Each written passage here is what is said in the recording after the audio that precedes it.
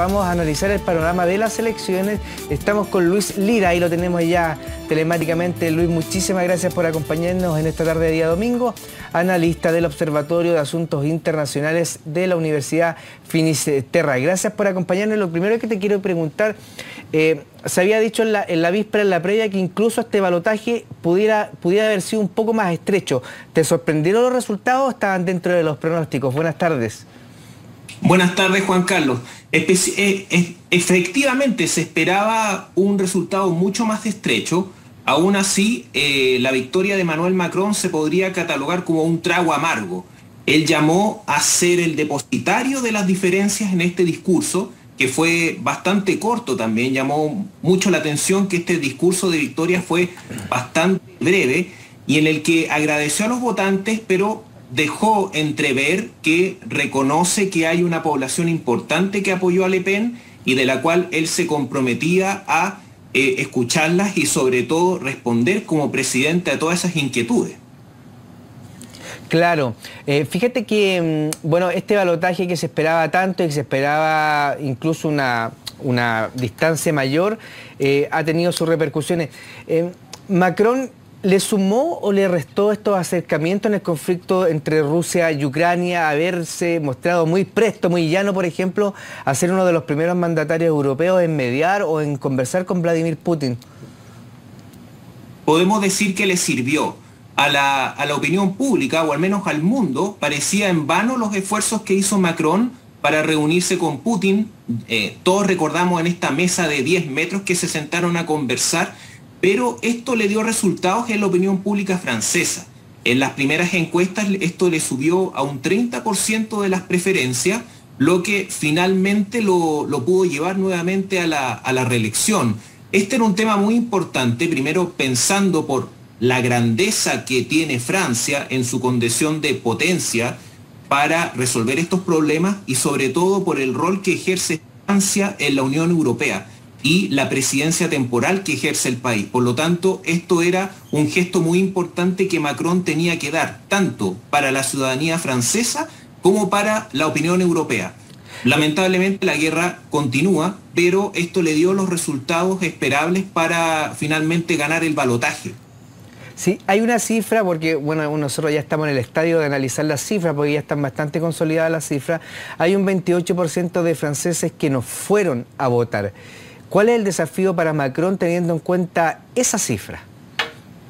Con esa cifra hay muchas cosas que pueden explicarla. En la primera, había vacaciones en Francia hoy día, así que mucha gente de frentón no fue a votar. Existe en las elecciones la forma de dejar un salvoconducto para que otra persona vaya a votar en reemplazo de uno. Fueron 600.000 salvoconductos los que se giraron, pero lo cierto es que esto representa el castigo a la clase política en general. Al no haber un candidato que representara estos intereses, se dio nuevamente la fórmula todos contra Le Pen, lo que viene siendo ya en las elecciones desde el año 2002. Macron tuvo un primer gobierno bastante tenso por sus reformas a las pensiones, por sus propuestas internas para recaudar más fondos para sus proyectos, pero lo cierto es que la clase, primero, la opinión pública castigó a los partidos tradicionales en primera vuelta, socialistas y los republicanos de centro-derecha sacaron el 2% y el 5% respectivamente, y en esta ocasión se dio que el resultado del balotaje fue nuevamente, la opción no, que Marine Le Pen no llegara al poder, y eso fue lo que finalmente llevó a Macron a la victoria, porque si bien sacó un porcentaje importante, lo que más se rescata es que Marine Le Pen creció en relación a la elección anterior. El 2017 fue un 66,33%, pero hoy Marine Le Pen saca un 41%, que es el resultado más alto de la extrema derecha en Francia y de lo que se llama inmediatamente a capitalizar esto, empalmando con el desafío de Macron.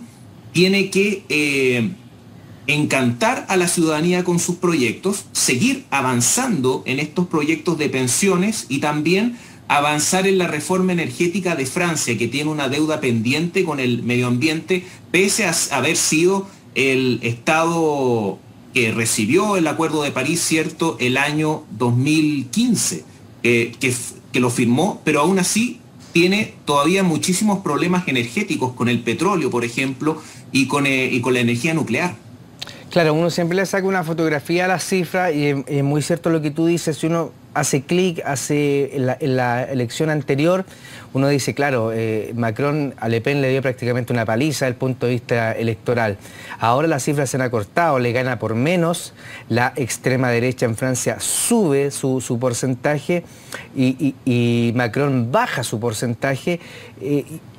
Este periodo va a ser clave para ver si el proyecto de Macron se consolida o si esta curva ascendente pudiera llevar a la ultraderecha en el próximo periodo a la presidencia de Francia, ¿no? Así es, pero el mayor desafío para Macron y para los partidos políticos viene ahora en junio, con las elecciones legislativas, donde hay cambio en la Asamblea Nacional, se eligen diputados en Francia, por lo que a Macron le interesa. Para Macron es vital que pueda tener mayoría en el Congreso para tener un primer ministro afín a su partido, como es actualmente Jean Castex de su movimiento La República en Marcha. Pero ya lo dijo Jean-Luc Mélenchon en la primera vuelta, que fue tercer lugar, que aglutinó todo el voto de la izquierda francesa: ayúdenme a ganar para llegar a la Asamblea Nacional. Marine Le Pen hizo lo mismo ahora, celebró su 40%, llamando a apoyar a la agrupación nacional para las elecciones legislativas, e incluso Éric Zemmour, que fue el otro candidato de extrema derecha, la opción más dura, llamó a Le Pen a crear un gran pacto, una gran coalición de extrema derecha para llegar a la Asamblea General. A la Asamblea Nacional, perdón. ¿Por qué esto es importante? Porque tradicionalmente quien ejerce la mayoría partidaria, es el que ocupa el cargo de primer ministro, y eso es muy importante para el equilibrio de poder en el gobierno. En Francia, ¿cierto?, existe un rol de presidente de la República y primer ministro que se reparten el poder ejecutivo. El presidente puede elegir a cualquier miembro de la Asamblea Nacional, pero tradicionalmente se elige al representante del partido que tiene la mayoría para poder lograr acuerdos.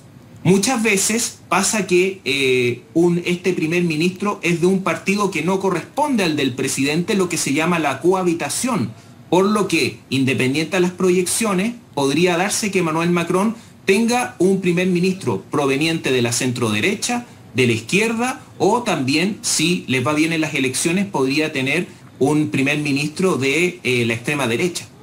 Claro, y va a tener que entrar a negociar para ver estas reformas si las puede sacar adelante o no, porque en su periodo que culmine, que es reelecto, enfrentó durísimos problemas, el problema de los chalecos amarillos, las reformas también en términos de pensiones. No fue para Macron, Luis, un periodo fácil. No, para nada. En Francia la palabra clave de su gobierno fue tensión. Él tuvo muchos problemas con la reforma de pensiones que quería impulsar, ya que en Francia existían 20 fórmulas de pensión. Por lo tanto, esta reforma, esta unificación del sistema de pensión hizo que a muchas personas les bajara, y esto provocara un disgusto con Macron y luego fuera avanzando en su reforma a los combustibles, que motivó al movimiento de los chalecos amarillos en protesta los días sábados, y que finalmente hicieron que Macron echara pie atrás esta propuesta y aumentar el salario mínimo. Por lo tanto, sabe que no la tiene fácil. Él deslizó en su discurso que iba a aplicar una reforma, una nueva forma de gobernar, buscar una mayor instancia de participación ciudadana, sobre todo porque son temas muy importantes en la política francesa que tienen que ver con el poder adquisitivo, con el bolsillo de las personas, y las reformas que quiere llevar Macron, como dejar la edad de jubilación a los 65 años para lograr una mayor recaudación que implique pensiones más altas, no dejan de ser un tema sensible para el bolsillo de los franceses, ya que de una u otra manera tiene que empezar a afectar otros sectores.